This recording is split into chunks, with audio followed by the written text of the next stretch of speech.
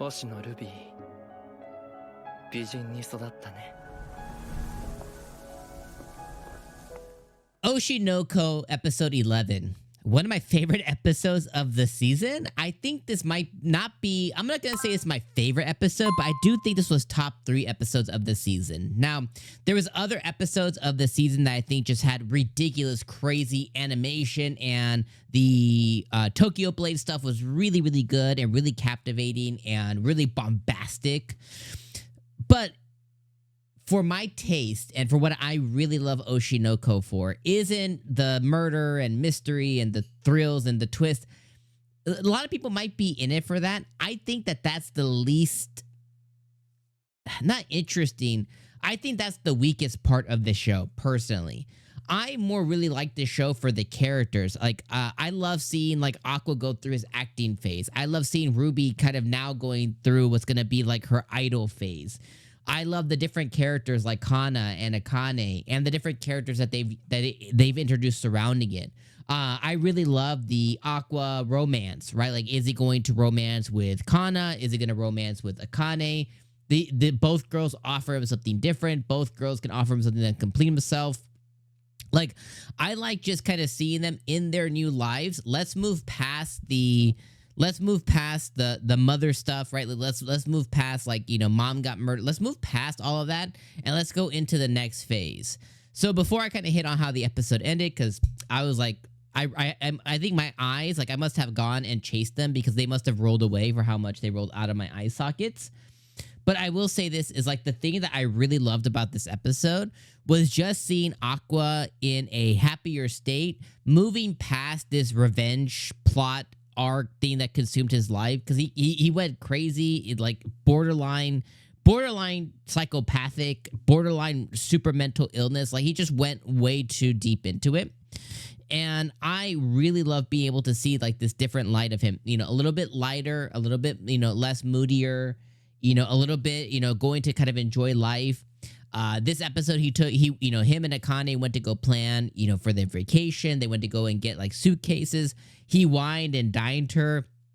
You know, he took her out on a date. They went on a really cool shopping thing. He offered to, you know, carry her bag. He quickly, you know, had them, you know, share some coffee at the beginning, share some conversation.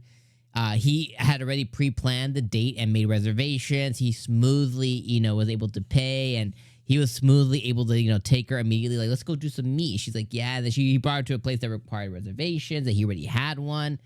And, you know, the quip between Kana and him were like, oh, it's like you're like a 30-year-old rich guy, you know, kind of like, you know, you know how to do all this stuff. And all, like, the little comment there was like previously 30-plus-year-old, you know, rich guy. And I was like, that's so fun. Like, it was just so light, so airy, so funny, so enjoyable to watch. And the animation was still, like, amazing, right? Like, Akane, as she's, like, you know, stressing about what to wear and what to take on the trip, and she's trying on different outfits. Like, animation is still top tier, still top notch, still top everything.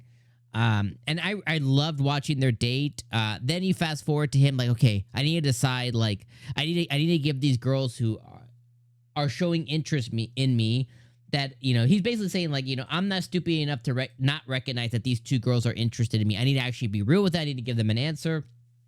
So then he takes Akane out, and they share like some boba or something, you know, coffee or boba, and he's like, okay, you know, come with me on the trip. And you know, he has like the whole, like, you know, we need to talk, and they begin talking and stuff. And yeah, I just really loved all of that. The two things I didn't love about the episode was, you know, the Akane noticing, like, oh, there's a loophole he didn't notice. But she's like, I don't want to mention this because that's going to set him ablaze, you know, once again, kind of thing. There's that. And then the other subsection of it is kind of the aftermath of what happened post Akane kind of having her freak out. And with the Ruby stuff, that one was just all about her going and visiting moms, you know, going and visiting her grave, you know, kind of like telling her, like, here's what we're going to do as the idol group, you know, kind of giving moms an update. And then the guy that now we can assume is their actual father, not the one that Aqua discovered through DNA testing and stuff, like, he comes to visit her for whatever reason. Now, you may go like, well, why don't you like it, Dom? What's going on, bud? Here's the thing is, like, I don't, like, I don't like that they're depicting this dad dude as like this like crazy Thanos villain mastermind. Like it's just impossible. That's just not the way the world works.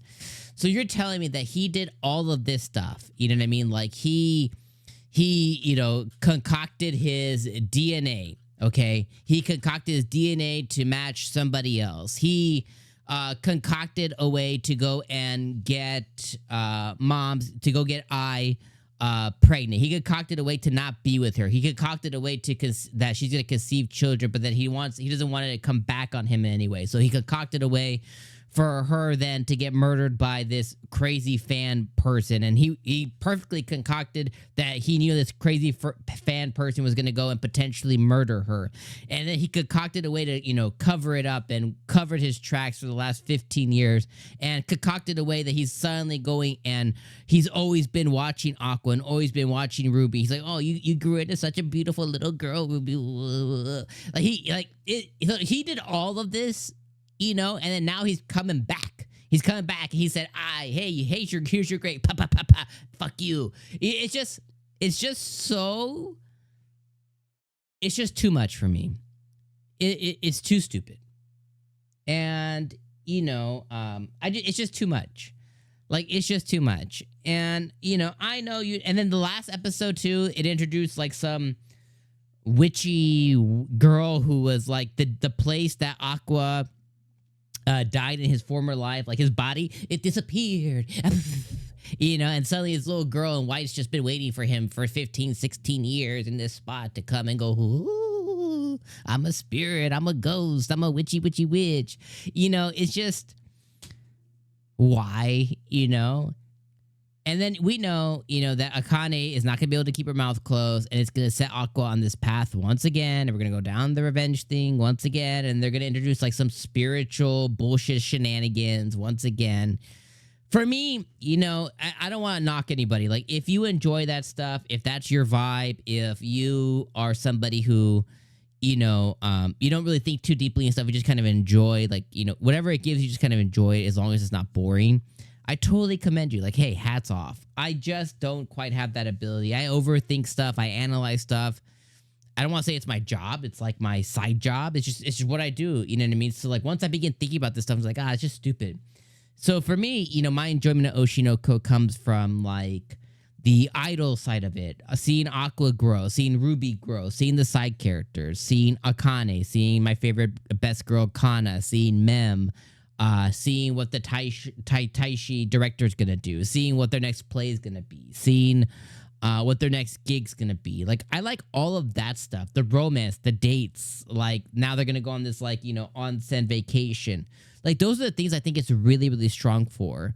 The murder, mystery, thriller bullshit, I just don't think it does it very well. And it could just be that the anime doesn't do it very well. Maybe the manga, or I don't know what this derives from. I think this derives from a manga. You guys can correct me. Maybe the manga or whatever does it better, and you turn the page, you're like, I don't know. It's just the show just doesn't do that for me for those categories. So, all right, I'm gonna let you guys go. Appreciate you guys. Appreciate your time. You guys have been amazing. You've been awesome. Can't wait to read your comments, and I'll see you guys next week. Peace.